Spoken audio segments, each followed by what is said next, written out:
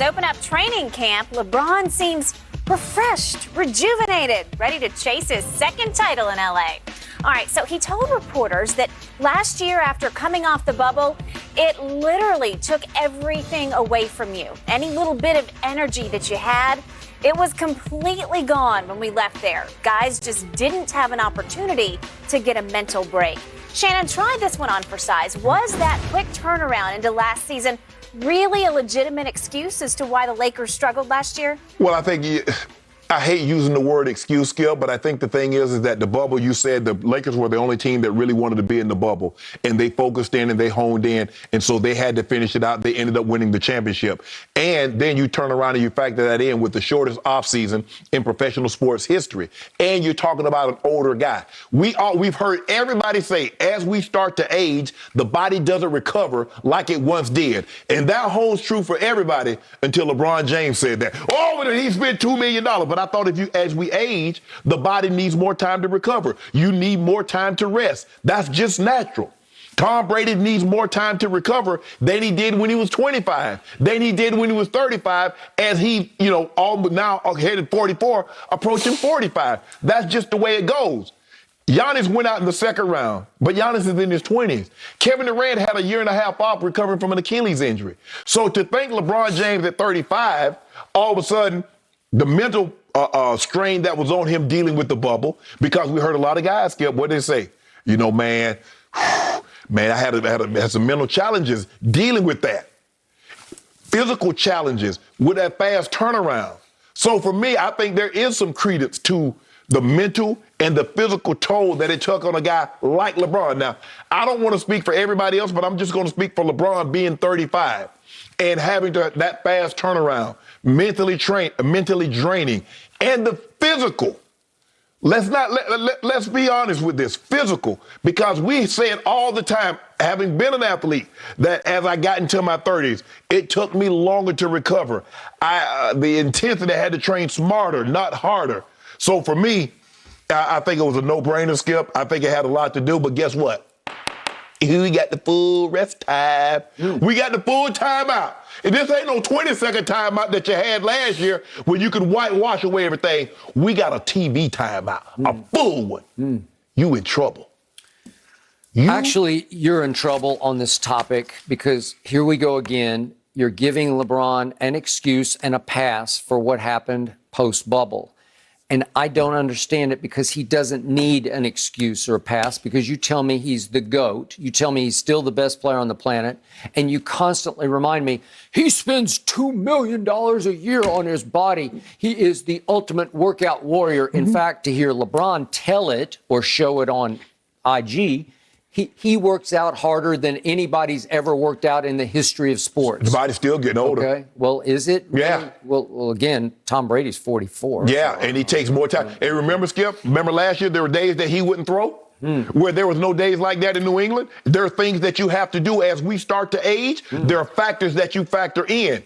Okay, so let's frame this. Let's go back and check the time off that he got. He got 5 months off during the pandemic before they went to the bubble. Right. 5 months, unprecedented amount of time off as he aged to get ready for the bubble. And the bubble lasted a little over 2 months. Right. Okay, well, I think that's a huge advantage. LeBron at age, whatever he was at that point, 34. So hold on. So think about what you just said. Yep. He got 5 months off. That's a huge advantage. But now he gets less time off. That's not a disadvantage. Okay, but he got a huge run up to the bubble to be ready for a 2-month sprint. Okay. He got a marathon amount of time off that they'd never gotten off before. Right. So don't tell me this was the shortest offseason in the history of sports. Skip. That it was unprecedented. 5 months off in the middle of the regular season to get ready for the playoffs. Okay, get ready for the playoffs. Then you have the playoffs, and then you have the shortest time. Okay. So but how short was that time? It was actually 2.5 months off from the very last day that they won Game 6 against Miami until the first regular season game. 2.5 months. Yes. We took 2 weeks off in this last summer back in August, and it's the longest I've had off in 30 years. I was like, it felt like 2 years. We talking. Yeah, I dare somebody to come sit in your chair because it is grueling to come in here and prep as hard as you have to prep. Yes. It's actually physically grueling on your body. It's obviously not playing NBA basketball, but it ain't easy. I dare somebody to come try it because you know it's not easy. It's not easy, Skip. Yes, the mental toll is more mental than physical because of the study that you have to do in it and being able to listen to what you have to say and make sure you make the loss of sleep becomes physical. It's draining. I've become an insomniac. Thank you. Okay. That is. But Skip, you cannot say that he got an advantage from taking 5 months off leading up to the playoffs. Well, I think it was a huge advantage. Okay. And then it was bubble-licious, and he pulled it off. He smelled blood, and he closed the deal. Way to go. If I concede he got an advantage from taking 5 months off, can't you say he was at a disadvantage for only getting 2 months off? 2.5 months is a long time. To me, it's plenty of time to get ready for the next season. But no, he never was ready. He never was right. Baloney. I'm calling BS on all this. Well, hold on. Theoretically, Kevin Durant would have been able to play in the bubble, but he didn't. Okay, what did I say? I sat right in this chair. I said, I think Kevin and Kyrie should just say, let's go. But they said, no, we're going to give him the extra time. Why would Kevin Durant need extra time? Because he tore his Achilles. Hold on, a year is plenty of time, right? Well, I thought so too, but that's just me. But this is about LeBron. But that's what I'm saying, Skip. As we get older, Skip, our bodies don't respond like they did in the 30s, like they did in the 20s. I don't care what anybody says. Is he Iron Man or not? No. Is he special or not? He's is he human. A freakish athlete He's human. or not? That's what he is. He spends $2 million a year. Is that not enough? Well, how much does he need to spend $4 million? So how much does Tom do? I don't know. How much does he pay Alex Guerrero a year? To be a year. He plays Alex Guerrero not to work on anybody else. That's what I'm saying. He probably pays him several $million. Right. Well, that's what LeBron does for Mike Macias and his personal chef and all the other people that you work for me. Okay. Also, other guys do that, but we don't hear about it. It's always about LeBron. Well, hold on. So, but you make it seem like Michael Jordan was the only guy that had a trainer. So Michael Jordan was the only guy that had a trainer? Well, I don't know. He had the great Tim Grover. Exactly. So that's all we heard about. It took him a while to come around to have any trainer. But that's all we heard about. So nobody else had a trainer in the 80s and 90s except Michael Jordan because that's all we heard about. I don't know. That's my point. I mean, Tim Grover's worked with a lot of guys, including Kobe and Dwayne Wade. I don't know what the... No, I'm not talking about... No. I'm not talking about who they worked with after. But all we heard about Tim Grover is that Michael Jordan was the only guy who had a trainer.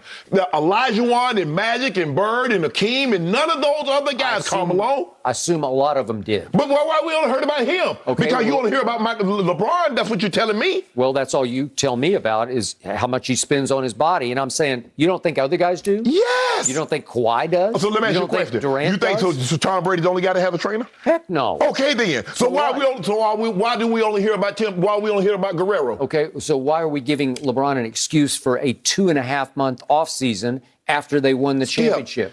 And then we have Rob Pelinka saying publicly that he actually has slimmed up. Right. I thought it was slimmed down, but I'll give you slimmed up. And the quotes are about how LeBron needed, at this point in his career, he says, this stage of his career, he made a decision to come back a little leaner. Well, am I supposed to say that last year he actually came back a little heavy? Well, Skip, I think the thing is that it's always an evolution of you trying to constantly find out your body.